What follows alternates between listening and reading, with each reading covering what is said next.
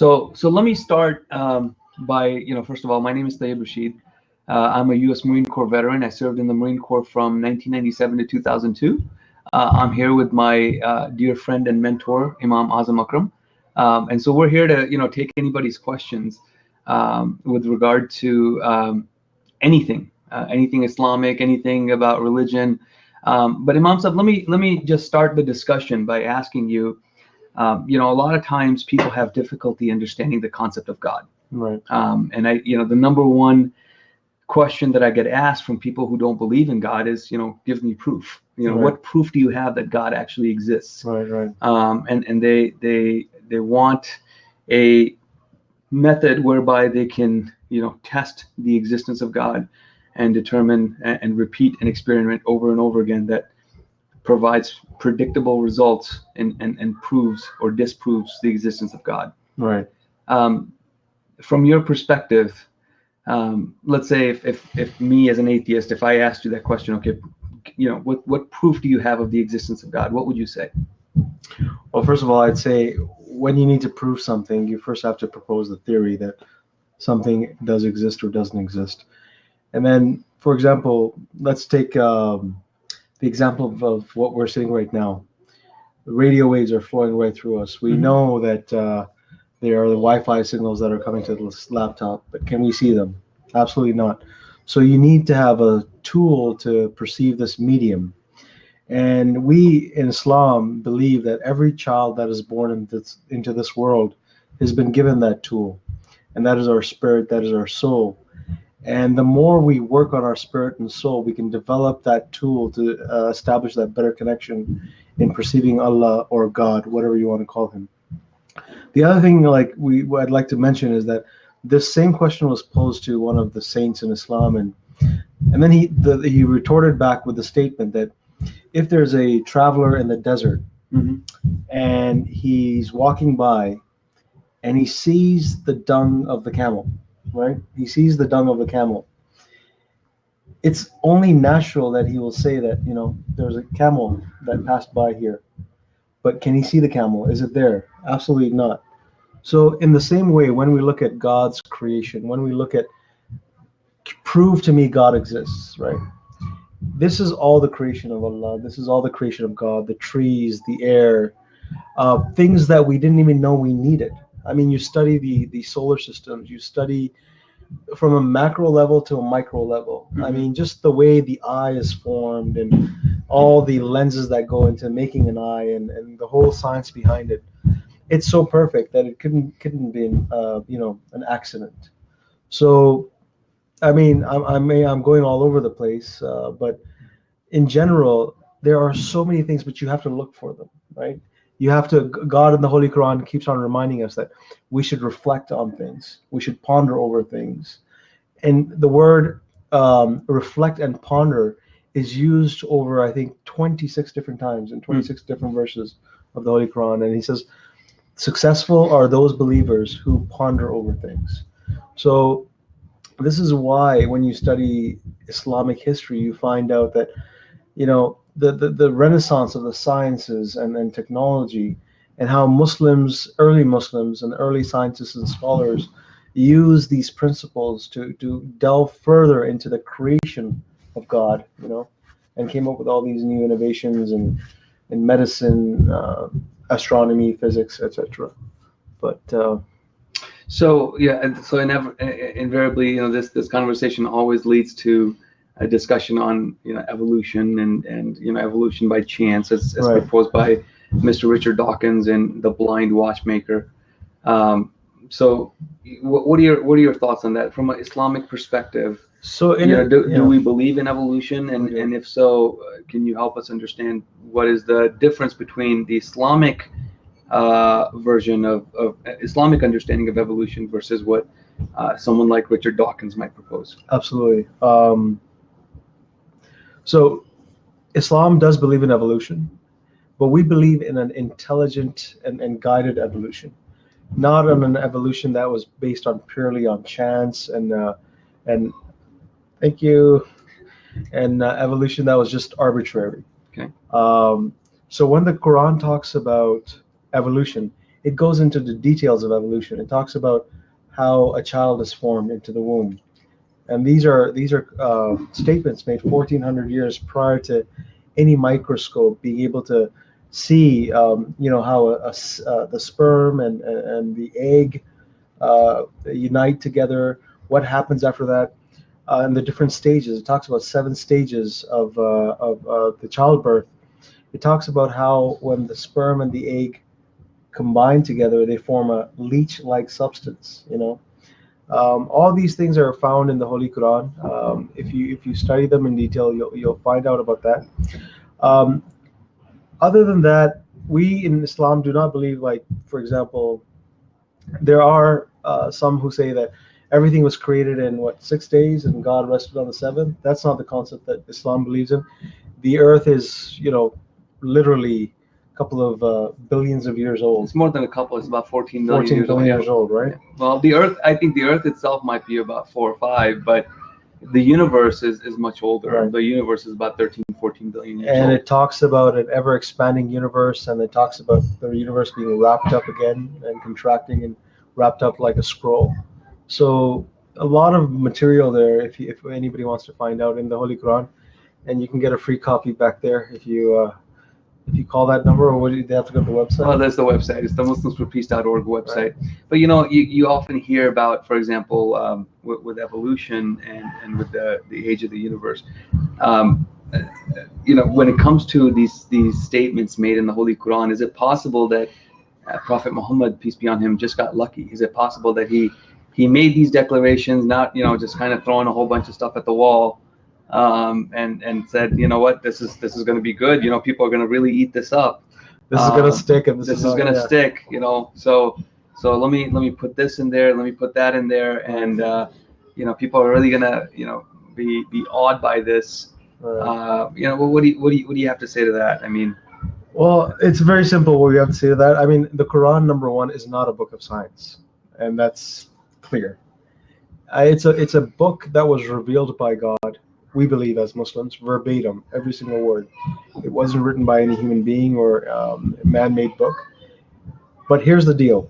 In the 1400 years of the existence of the Holy Quran, scientific theories and notions change. 1 year coffee's good for you, the next year it's bad for you, right? Sure. But if you take the Quran and put it to the test of time, it will always validate the new scientific research that's coming up. Never contradicts it. And that's an open challenge to all your viewers, and you can pick up the Quran. Can you give an example? What do you mean by that? It'll always validate the new scientific. For example, when it talked about, I mean, it's only up until recently that we found out about, on a microscopic level, the whole procreation process. Sure. And without getting into too many details, mm-hmm. I mean, but step by step, and every step, over 7 steps have been mentioned, that this is how it talks about the sperm being emitted from the backbone, okay? And nobody knew that, but there's a sac that contains the sperm back here between one of the rib, the spinal cord. Mm-hmm. It talked about this fluid being released from there. Mm-hmm. So this was up until recently that you find that it talked about when the egg and the sperm combine and meet together, it forms a leech-like substance. And when you look at the embryo at a very early stage, it matches the shape of a leach. And it behaves the same way because it attaches itself to the side of the wall. So sucks up the blood and gains the nutrients from there. So that's just one example. The ever-expanding universe theory, and then the contraction theory. Now the contraction, I don't know much about that. I know it's stated in the Holy Quran, but right. Science has yet to be able to. Well, they've been prove that, right? They've been. There's work out there that's talking about it, but right now the universe is still expanding, so that's what we're at right now. But I'm sure the day it'll start contracting, then again, one of the other points of the Quran will be validated. So I think there's a misunderstanding here. It says, can you please clarify, sperm comes from the spine in the Quran. No, it's the comes fluid. from a space between. And I think you're talking about the fluid. The fluid, The fluid. right. It's not the sperm. Obviously, doesn't Right. come from the spine. It's the fluid that's emitted from the Okay. back. And if you had your phone with me, I could pull up the right verse for that. Yeah. But you can continue talking on. Yeah. No. So yeah. It's Imam Sahib will pull the actual verse itself that speaks about it. I got your brother's car. Okay. So He's obviously here. we're surrounded by kids. Okay, kids. Oh. You gotta go. You gotta go. Come on. Go upstairs and play. Go upstairs. Go upstairs. But you know, Ow! give me just 1 second. I'll be right back. Boosters. Upstairs.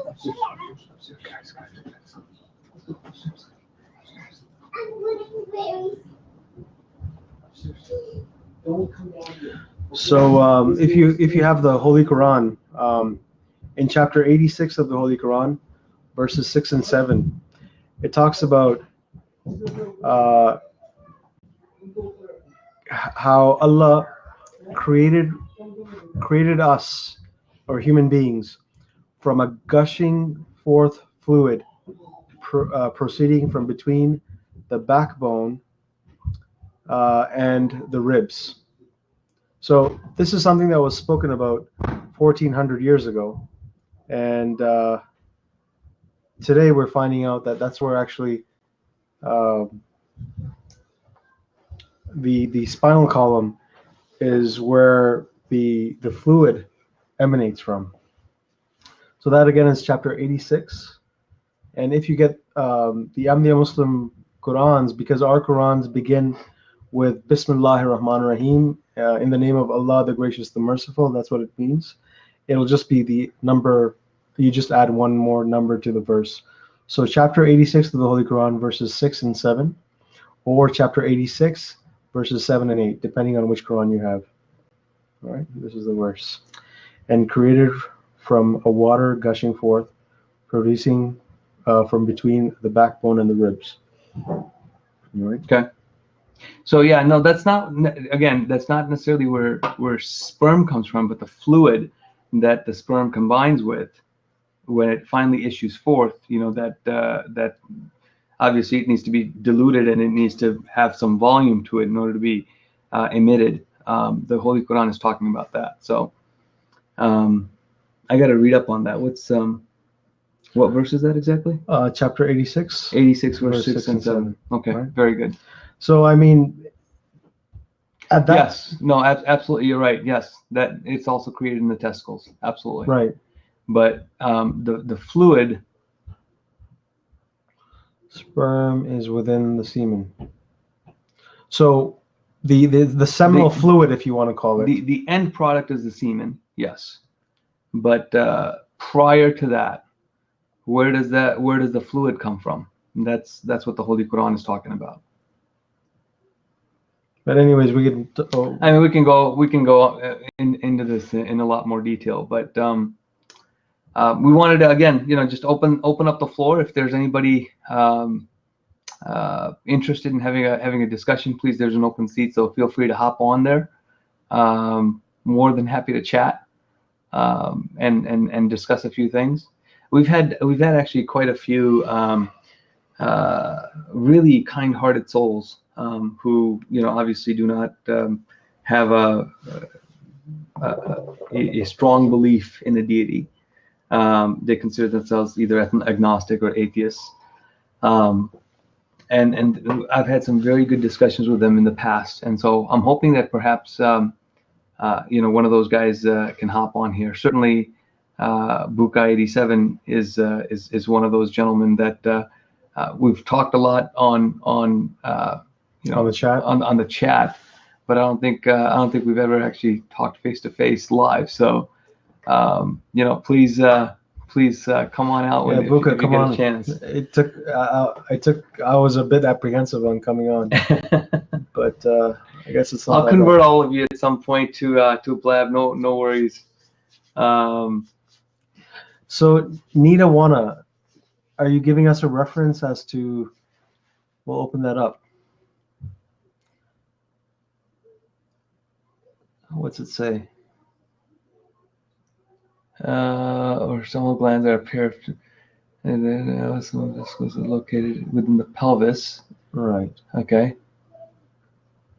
All right. Each vessel consists.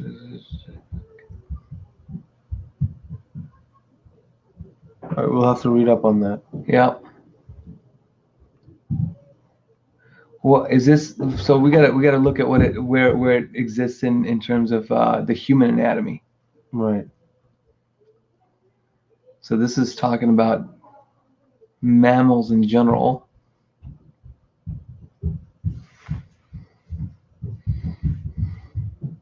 Okay, we'll read up on that a little bit more. But from what I gathered, it was talking mainly about. Well, thank God, Dana. I'd be really worried if you had that problem.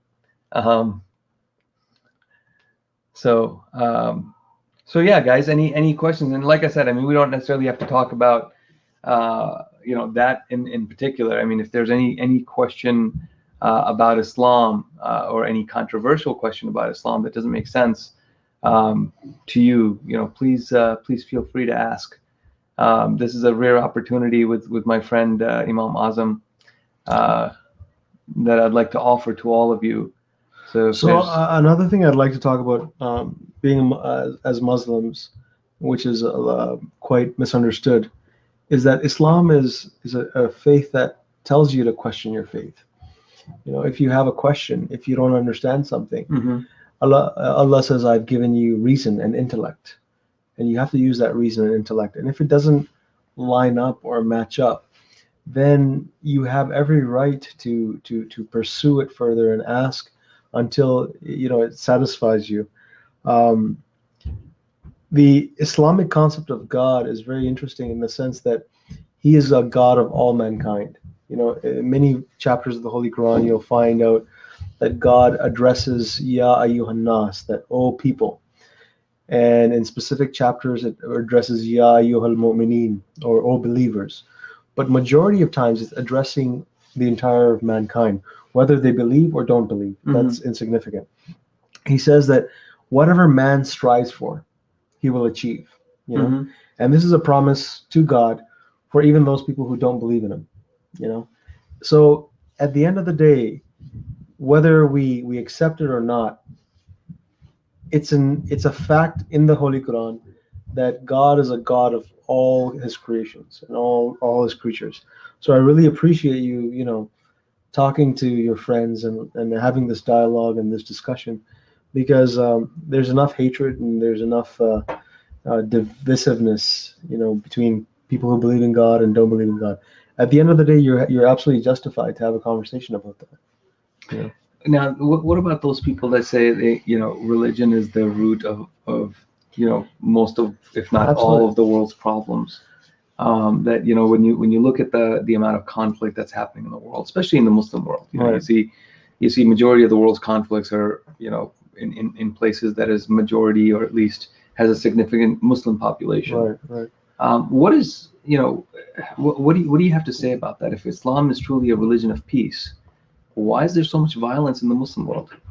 So Islam is a religion of peace. There's a difference between Islam and Muslims. Okay, that's the first thing you have to just. But if Muslims are following Islam, then why is there so much? Well, I'm not gonna. I mean, you've answered that question yourself, right? So Islam is supposed to bring about this revolution, a peaceful revolution. Islam tells you to forego revenge and exact mercy, just as God. Hey, Toby. Hey, Tayyib, can you hear me? Yes, I can hear you. Great. Are you This hear is us? the first time I've used these headphones, so I just wanted to make sure they were working correctly. How are you guys? Yeah, no, we're doing great. We can hear you perfectly. Thanks for joining. Yeah, no problem. We've spoken, I think, a few times now in chat, so Yes. I thought I'd jump on camera so you can put a face to the name. All right, good. And now I know your name is Toby, because I hated calling you by just your Twitter handle or whatever, the Blab handle. So great, Toby. Where are you? I presume probably England from your accent, no? No, I'm from Australia. Yeah, Australia. Okay, all right. See, that's our ignorance. Look, Australians, Britons, you guys all sound alike to me. No, I'm just kidding. Totally kidding. So where in Australia? I don't have one of the thicker accents, I've been told. Right. So yeah, I'm in Brisbane, Australia. okay, Brisbane. okay. And I have to say, in terms of the different types of religions we see here in Australia, apart from my schooling, which was actually a Catholic school, I haven't really had much of an opportunity to speak with Muslims. But it's great that you guys are so willing and open to share what you believe and have these discussions. And Taib, I've never seen you get frustrated. I've never seen you lose your cool. And I think we all really appreciate the way you approach the subject with openness and honesty. Well, thanks, Toby. And again, it's one of those things where I've been asked some very tough questions, and having these discussions. Yeah, and what these discussions have done for me personally is that they've made me want to go back and study my faith with more conviction and study a little bit deeper, because everybody has a kind of like a general high level understanding of what their faith teaches, but to really get down to the bone, you know what I mean, of what the religion teaches and why. Talking with people such as yourself who are asking very good, honest questions. It's been a great learning experience for me, and I appreciate your kind words. So thank you. Toby, it looks like you're frozen, so I think you may have to get out and come back in. Or maybe we must. Or maybe we lost the connection. I don't know. Can you guys still hear us?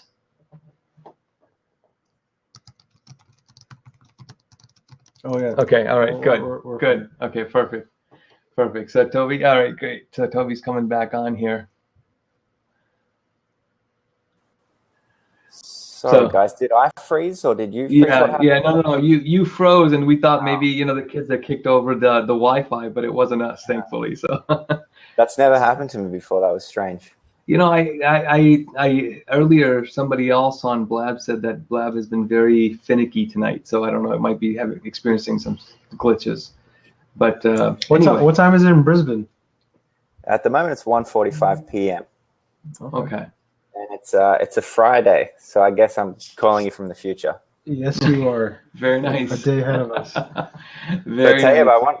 I wanted to say, I think it was last night for you. It was one of my favorite blabs that I've seen in quite a while. I think it was yourself on a blab. I forget the title of it, but it was yourself and 3 Christian believers. Do you recall? Yes. And I feel like in those kinds of discussions, I learned quite a bit.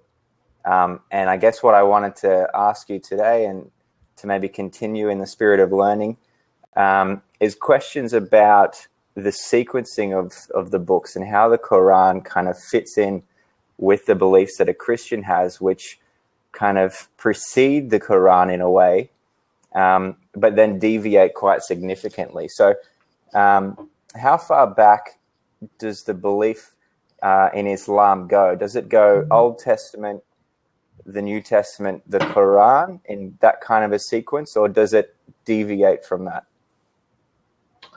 So, and Imam Saab, please correct me if I say something incorrectly, but we believe that the same God sent all the prophets, including Adam and Abraham, who were long before the Old Testament even, and that there were certain scriptures that were given to many of those prophets. There are 2 main kind of prophets. There's the law-bearing prophets that receive the scripture, and then there are other prophets who come to reinforce the scripture. And Jesus was one of those prophets that was especially titled the Messiah.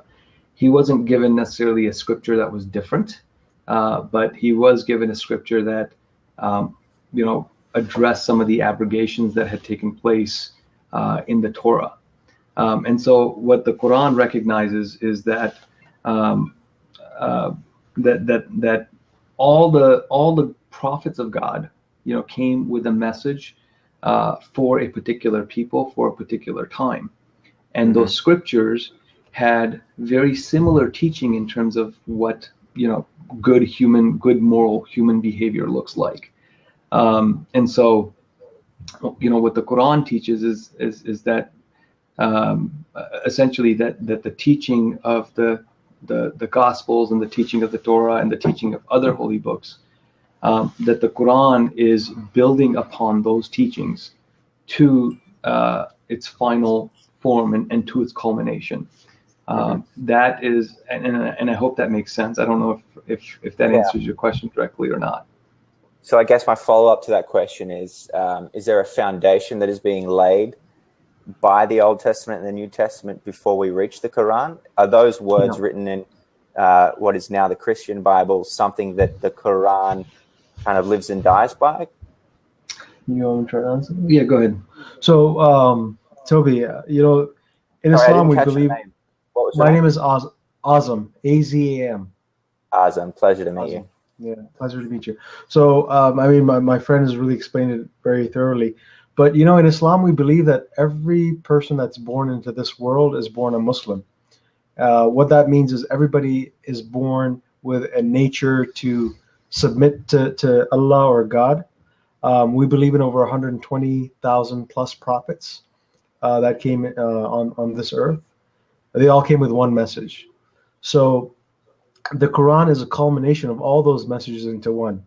So it builds off of the Old Testament, and even the Old Testament is a collection of different books. You have the Psalms of David, you have all these other the laws in Deuteronomy, and now you have the New Testament. But one thing that the Quran does, it's another word for the Quran is known as the Furqan. The Furqan just basically means one that it's a criterion, meaning that, for example, when Jesus Christ came and he said in Matthew 5:17, when he said that, "Don't think I've come to bring you any new law, but I've come to fulfill the old laws," right? Mm-hmm. So, for example, I thought you were frozen again. Are you there? I'm here. I can hear you. Can you hear me? Yeah. The video's frozen, but as long as. So, for example, Islam didn't bring anything revolutionary in that sense. For example, prayers were already prescribed to the Jews and the Christians. Mm-hmm. But Islam came and it regulated it into 5 daily prayers at specific timings. Fasting, Jews and Christians fast. Mm-hmm. But Islam came and prescribed 30 days of fasting. Offering of the alms, zakat. It's nothing new to Islam, Charity, the pilgrimage. These are not new concepts of Islam. But what Islam came to do is to perfect it in a way, and make it more concrete and applicable in one's life. So as a Muslim, I have to pray 5 times a day at specific timings. All these other rituals that were existent in previous faiths are also in Islam. For example, the greatest and the first law which you find in the Bible is addressed in, I think, Deuteronomy. "Hear, O Israel, the Lord your God is one." So the command is obey the Lord your God with all your heart, all your might, and all your soul. And this is the basic premise in Islam, is that you must believe in God as being one and being unique. He's not different. He's not the God of Islam. He's not the God for mankind. Okay. You mentioned in there that you believe that everyone is born a Muslim, right? Right. Mm-hmm. And Taib was in discussions yesterday and probably remembers quite vividly that a Christian told us all the same thing. He said we were all born with knowledge of the Christian God. Right. So I'm coming from a family of non-religious. So there was never any kind of church that was preferred over another, no religion that was preferred over another. So coming into this as a neutral observer, you telling me that we're all born Muslim, a Christian telling me we're all born Christian, it's very difficult for me to take either of those claims at face value. Absolutely, and I apologize. I should have elaborated on the word Muslim. A Muslim is one who submits. That's it. Some people submit to alcohol. They're enslaved by it. Some people submit to the worldliness of this world. Some people submit to their spouses. Some people submit to, what's another, tobacco, are addicted to it and cannot function without it. So what I meant to say was, when we come into this world, we're all dependent, and that's what a Muslim is. Anybody who's a dependent. But when I say so the word Muslim comes from the Arabic word salama, all right, and that means one who is submissive in nature. Okay, so when we come into this world as children, we are all submissive by nature. As we grow up, we each learn to fill. So Islam, we believe that there's a spiritual void that people try to fill other things with. Does that make more? I'm not saying that you're born a Muslim in the sense that you should be you should follow the Quran and be. So even a Christian, he's following in essence Islam, but it's just one step. If he took one step further and accepted, the Holy Quran, which is, you'll read the Holy Quran and you'll find many similar teachings.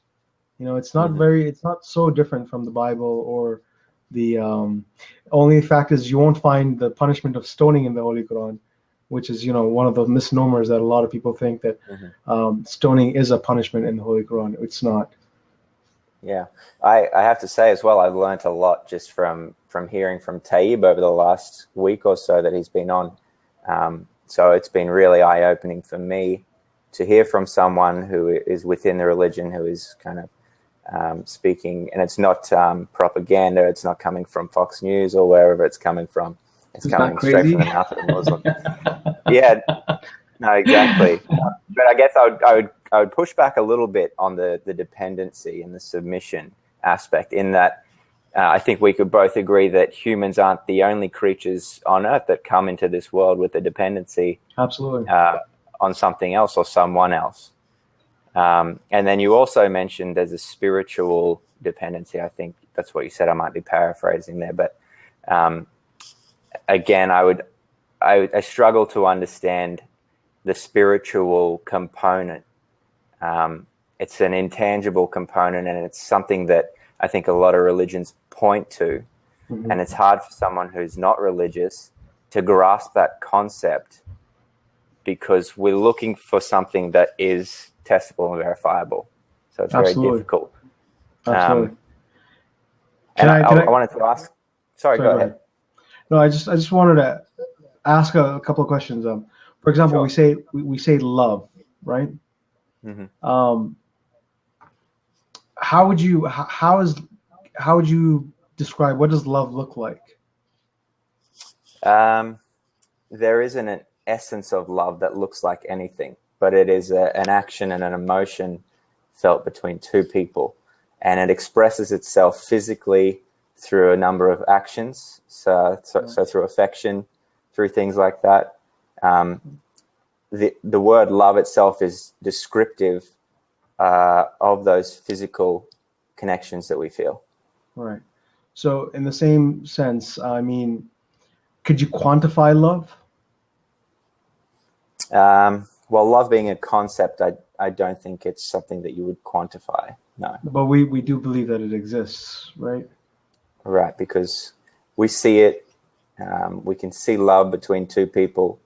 We can feel that love with someone else. Right. But so okay, sorry, go ahead. No, you go ahead. I think we're kind of on the same. Yeah, we're on the same page. So when we have testimony of people who have had these spiritual experiences, and they clearly throughout history have spoken of amazing spiritual experiences, do they warrant any validity? Does someone speaking of their spiritual experience warrant validity? Was that the question? Right. I'm just saying, we're talking about spirituality here, right? Okay. I think people's experience, whether it be spiritual, whether it be an experience of love, warrants validity for that particular person, but is not evidence of anything outside of what that person has kind of created as part of that concept in their mind. Right. So I wouldn't Um, use it as evidence for anything, because it could be right. used as evidence for just about anything. Right. But we do agree that, for example, I'm just trying to, equate these two things and sort of Mhm. help myself as well understand that spirituality or spirit, it's an experience. You Mhm. understand? Sort of like love is your feeling of love, if you've ever been in love, will never be the same as mine, right? It's just a totally different experience. Here, I mean, I'm from Toronto in Canada, so they say like no two snowflakes are ever alike. Um, but what I'm trying to trying to get across is that in that sense, spirituality, everybody's spirituality is different, right? Yeah. And this is not to say that, and the Quran clearly says this, that whether you're a Christian or a Jew or a Sabian, whatever, as long as you believe in what you believe in, um, that's fine. And you will, and if you truly believe in that, so for me to say that you have to become a Muslim and that's the only way to your salvation, that's absolutely wrong. That's what we'll never Mhm. say. Um, Mhm. so I don't know if I'm trying to. Well, and I think the other thing is that there's a concept of God is love, right? I Right. mean that we hear that often, is that God is love, and when you think of everything that has been created around us, the environment around us. I mean, just the fact that life exists on planet Earth. There's so many things, trillions upon trillions of things that had to go right in order to support life on Earth. When you think about all of those things and the fact that things had to happen in the right order at the right time, and everything is pressed into service, and you look at the natural resources and everything that we're currently using, the concept in Islam is that God created all of these things for the purpose and for the service of mankind. And so that is how God chose his love, is that he's made for us all these um, accommodations, all of these conditions for our benefit out of love. He's created the biological systems that we used to see, that we used to smell, to see, to taste. Out of it's an act of love. And so just like we feel love between two people, it is a similar feeling when you're in love with God, or when you experience God's love as well. Mhm. It's different for everyone, but we can't deny that two people can experience love, because all of us have experienced it at some way, shape, or form. Similarly, the spirituality that a God-loving or a God-fearing person will experience, it's very similar to that. So if one person's experience of love can manifest in a different way for each person and lead them to do different things, that emotion, I guess, then is not pointing in any particular direction. And I would say the same can kind of be said of spirituality, in that the different religions have followers who have had spiritual experiences that are leading them to conclusions that are different to yours. So that's why it's hard to understand, because while that experience may be verification for the believer, for the neutral observer, it can't be evidence for anything apart from the fact that that person had an experience, and the outcome of that for them was to attribute it to this particular belief that they have. Do you know what I mean? That's a great point. Yeah.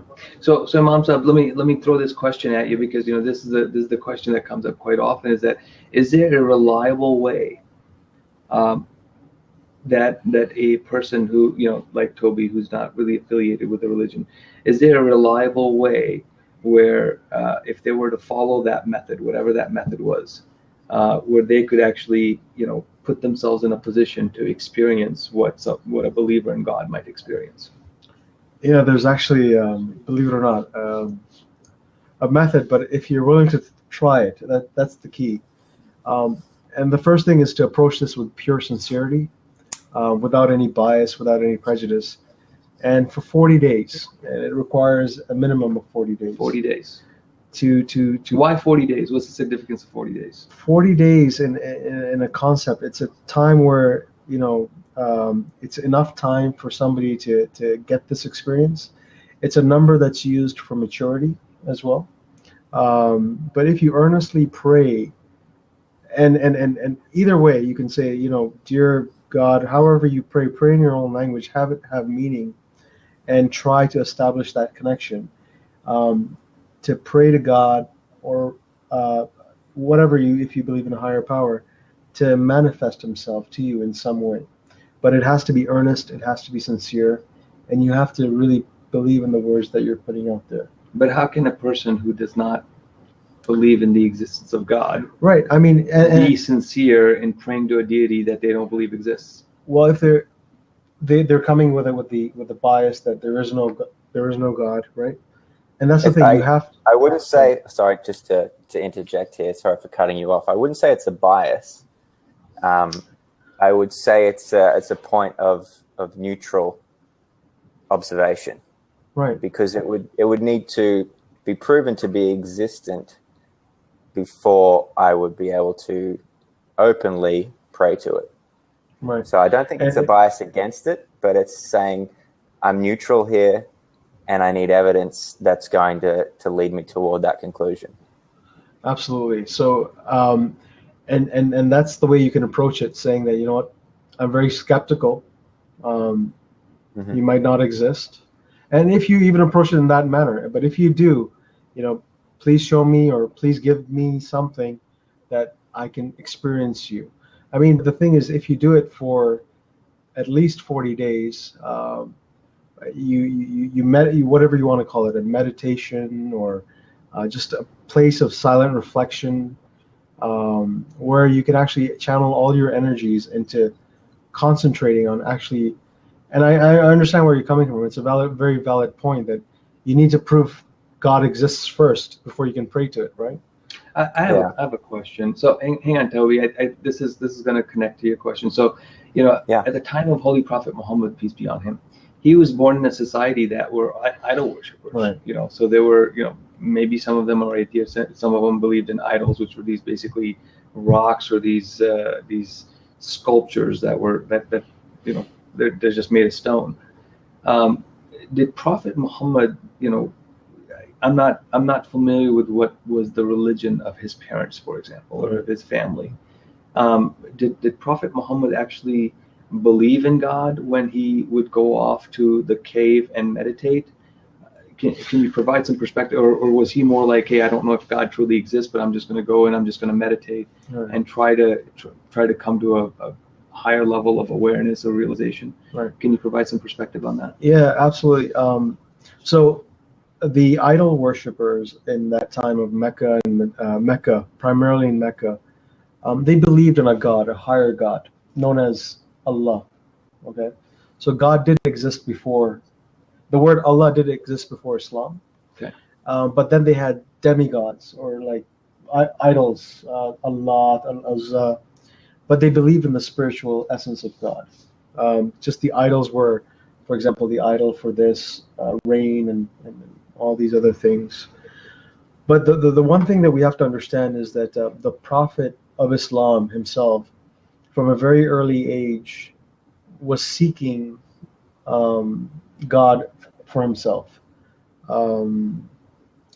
He would go off into deep meditation. He would go off into, Ghar Hira, the cave.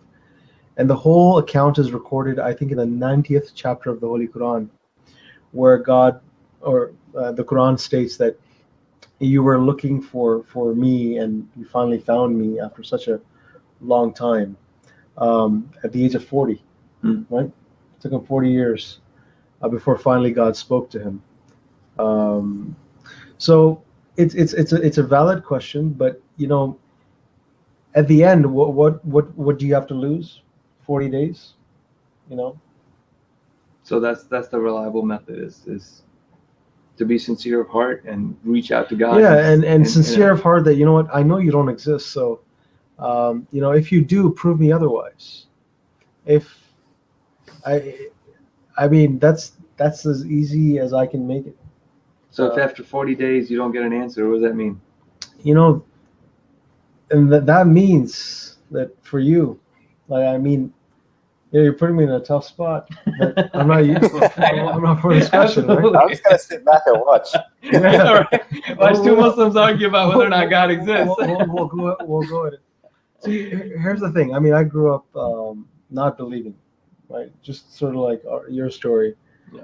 But after searching, studying other faiths and other religions and trying different wacky theories, I ended up coming to Islam because when you read the Holy Quran, it makes sense. It connects with your mind. Yeah.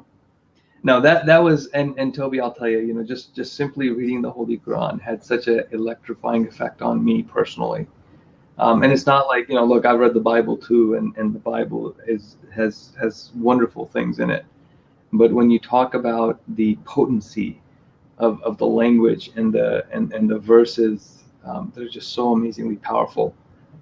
You read the Holy Quran and at least for me personally, as I read it, I'm like, there's no way a man could have written this. There's just no way. There's so much knowledge in there, and the declarations that just of it, the information contained in that book could not have been known 1,400 years ago to a man who lived in the middle of a desert, who did not know how to read or write, and for all intents and purposes was completely illiterate. It's just impossible. There's just no way. So when I came in, we were talking about a scientific claim, if you remember. Yes. Within the Quran, right? And you were just talking about the experience of reading the Quran and the way it affected you as you read it. So take, for example, the scientific example we had earlier in the chat. You come across that verse, and I can't quite remember which one it was, that says that the sperm comes from... Do you have the Quran here? It's right over there. You want to go grab that one? Yeah. Yeah, go ahead, Toby. So the question, I guess, is as you read the Quran and you read a verse like the one that we're about to read, and it says that the sperm comes from between the rib cage and the backbone, and it doesn't comport with reality. As far as we know, to me, that does not seem like it is backed up by the scientific data, and I presume that you would probably feel the same. So how do we reconcile a verse like that as part of this experience of reading the Quran? Yeah, so Toby's saying is that in an example where the verse is saying that sperm comes from between the backbone and the rib cage, and we know that's not the reality. So how do you reconcile that? No, that is the reality. If you find out, there was actually a link that was shared. Yes. Earlier here. So it's not the sperm. And let me just what was it, 86? Yeah, Candy actually shared this link here, Toby. So, I haven't looked at it, but so let me just read the 86th chapter. In the name of God, the gracious, the merciful, and by the heavens and the morning star. And then we'll go. Okay, so from the 5th verse on, there is no soul, but has a guardian over it. So let man consider from what he is created. He is created from a gushing fluid, which is issued forth from between the loins and the breastbone. Okay. This is the verse that I was quoting to you, and it's 1,400 years ago. The human body was not studied in such detail. Anatomy, or human anatomy and physiology, was not even a science at that time. When we're talking about bodily fluids, we understand that even prior to 1,400 years, human beings knew how to procreate. That's understandable. But where the fluids were contained, where they came from, how they were mingled together, this is what I was just quoting, is that how in the Quran it's written that man or woman have been created from a gushing fluid, which issues forth from between the loins and the breastbone. And when you study the Arabic terminology, min baini sulbi wa taraib. Sulb is the rib cage back area here, and Turaib is the pelvis. Okay, and if you study now, I forget if you go online or something, you can find out is that people used to think that the actual fluid was in the testicles, right? Well, I mean, the sperm is created in the testicles, right. but where does the sperm comes from the testicles, but then it gets mixed with what is it called? The seminal. Seminal is it the seminal fluid? I don't know. It is seminal fluid. Yeah. Right. So where's the seminal fluid created? And that's where I was trying to open up this link, and if maybe in that here's a good link that explains it. Okay, there's you go. Yeah. So there's the link is seminal. No, she's there's another link that was sent to you. Oh, here we go. This is the one. Right. And so this is a blog. Says the Quran got it right. Some Christian. Okay. Where's this context is directed? The critical. Right. See, Sulb is Turaib, and then. Yeah. So we're just reading the link that that Candy sent us.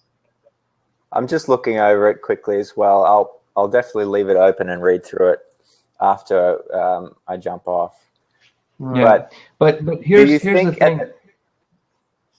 What I was going to say, Toby, is here's the thing that as far as the Quran is concerned, it's a religious book that does have some scientific claims. It's not a scientific book that has religious claims. So you're going to definitely see some things in here that are, speaking of, spiritual things that obviously aren't going to make sense. But for those things where the book refers to reflection on the world around you, and it asks you to reflect on, either your own creation or the creation of the heavens and the earth. There is not a single claim made by the Holy Quran that is proven to be scientifically false, and that's yet to be proven. As a matter of fact, there's a very popular book by a French author. It's called the Bible, the Quran, and Science.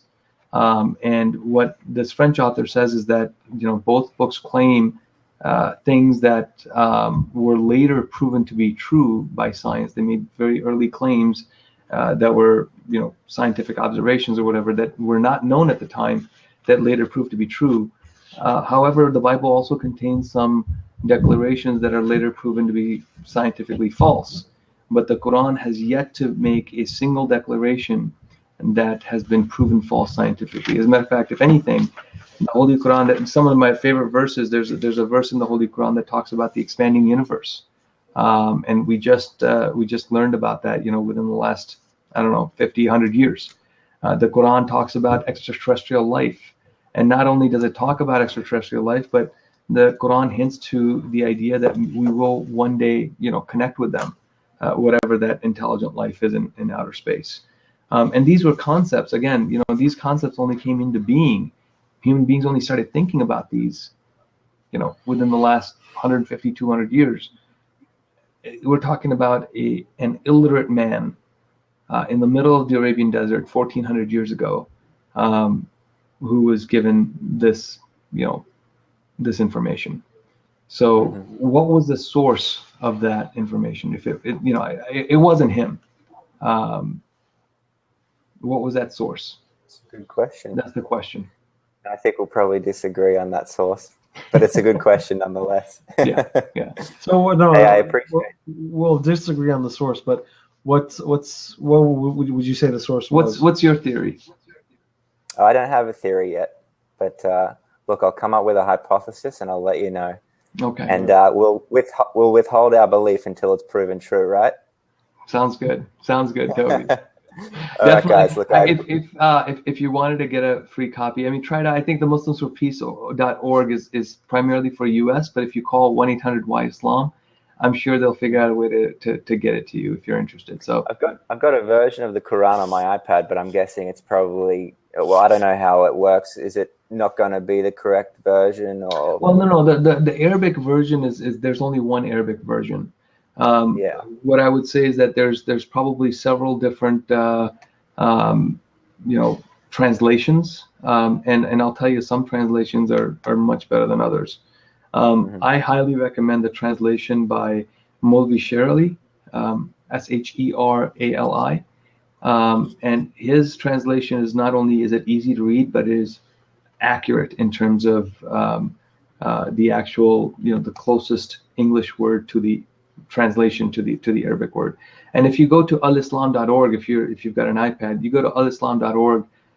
You can download an app directly from there that has the translation of the Quran there, and I highly encourage you to just read it and reflect on it. Again, not that you're gonna convert or anything like that. That's not my intent. My intent is that a lot of times the Quran is often misquoted, and just people, and there's been many people that have read the Quran and thought, hey, that's a very interesting book, but after reading the Quran, they come from an educated standpoint as far as what the Quran does teach and what it doesn't teach, and a lot of the propaganda that you see, at least they feel educated enough to be able to counter that propaganda. So for your own benefit from that standpoint, I would encourage you to read it. Yeah, I will. I recently started on the Book of Mormon, so I'll put the Quran in after I finish that one. All right, sounds good. All right, guys. Thanks for hanging out with us, Toby. Absolutely. Hang out in the chat room. Absolutely. Take care, guys. All right. Thank you. He's a really nice guy. Thanks, Toby, for joining us. There's a few questions here that we got on the side here that I think that we should perhaps answer. Let me just kind of scroll back up here a little bit. I think one of the questions was, do Muslims believe in that you're born sinful? Yeah. So does the Muslim faith believe humans are born with a sinful nature? That's easy. No, right? No. That is the self that inclines to evil? Right, absolutely. So I think this question is coming from a concept of, I think Christians believe in a concept of original sin, that because of the sin of Adam and Eve, we've inherited that. Islam doesn't subscribe to that belief. Actually, the Ahmadiyya Muslim community, of which we belong to, we don't even say Adam was the first human being on earth. Right. Right. The Quran talks about him being a khalifa, a vicegerent, meaning that he was in charge of a group of people. So he had some people to lead. So, and the other thing is that it was Eve who incited Adam to commit the sin. Yeah. So, well, according to the Christian interpretation. According to the Bible. So we don't believe in that. But I think the question here is, are humans born with a sinful nature? Certainly, the promised Messiah, the founder of the Ahmadiyya Muslim community, talks about in his book, The Philosophy of the Teachings of Islam, that there's different stages of human spirituality. Right. At the base level, there is the self that incites to evil. That an sort of like an animalistic nature. An animalistic nature, exactly. So those kind of where a human being just basically tries to follow his instincts without really understanding what those instincts are, what the benefit of those instincts are, and doesn't develop in their spirituality past those basic human desires to eat, to sleep, to engage in sexual activity, stuff like that. So those are the kind of that's the sinful nature, so to speak, is that it's just very, very basic human instincts. And then the next stage after that is the nafse lawama, which is what does that translate into? It's the soul that the reproving self. Yeah, that malamat. What's the right? You know that you're doing something wrong. Yeah. And you recognize that it's wrong. Right. So that recognition is there. So the recognition that you shouldn't necessarily follow your instinctive urges all the time. So when you become aware of those instinctive urges and you try to control them, but you don't have full mastery over them, and that from time to time you still fall victim to those natural urges. That's kind of like the middle stage. That's the nafse lawama, and then nafse mutmainna is the soul at peace. It is the soul that has conquered its instinctive desires and uses those instincts at its appropriate time for the appropriate purpose, but has actually grown past that to the point that they truly recognize their own purpose, and they live in accordance with what that purpose is, which is what the reason why God created man, which was basically to worship God and to serve mankind. Those are the two Right. main functions. So great. By the way, if you guys want to ask a question, just on the left side here, type /Q and then your question, and that way it'll pop up on the left, and we can be sure to not miss anybody's question about that. So So we got somebody from Africa up on there on the map. yep, we got somebody up there from Morocco. So hello, my friend from Morocco, whoever you are. Let's see, there's a couple of other questions. Okay, so Reed, we already talked about that. So hopefully you found that made sense. And people from other religions say the same, but their holy book, who to believe? Reed, that's a great question, and I've covered this before.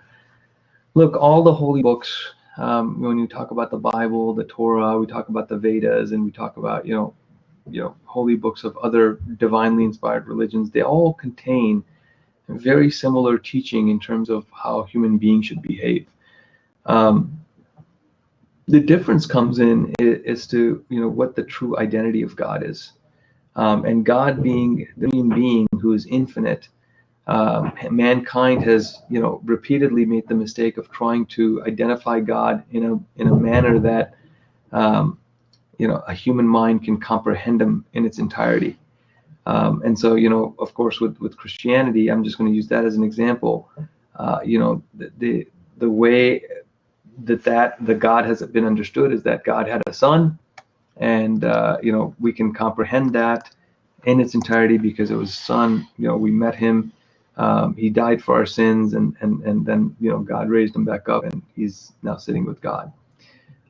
But I think what you gotta look at is what are the teachings between all the faiths that are the same, and what you find is that the teaching regarding human conduct have a lot of similarities, but then the other teaching that is identical across pretty much all faiths is the concept of one true God, that God is one. And this is what Imam Saab was saying earlier, is that, O children of Israel, or O Israel, worship your one true God.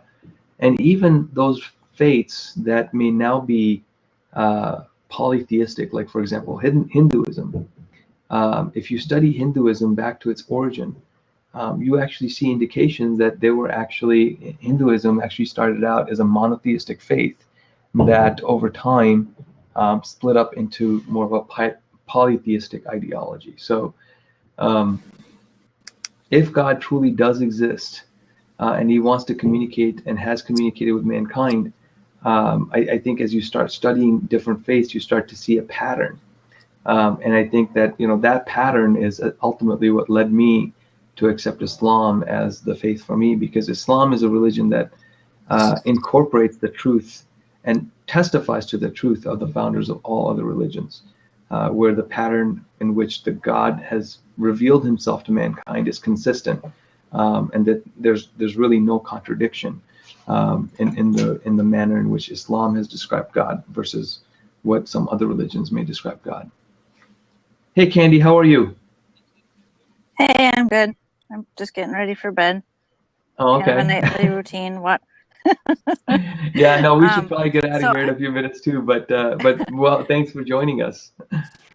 Yeah, I found a verse, the link that I had provided, and I think it's really informative. So I'll just read it if that's okay. Please, by all means, do. Okay.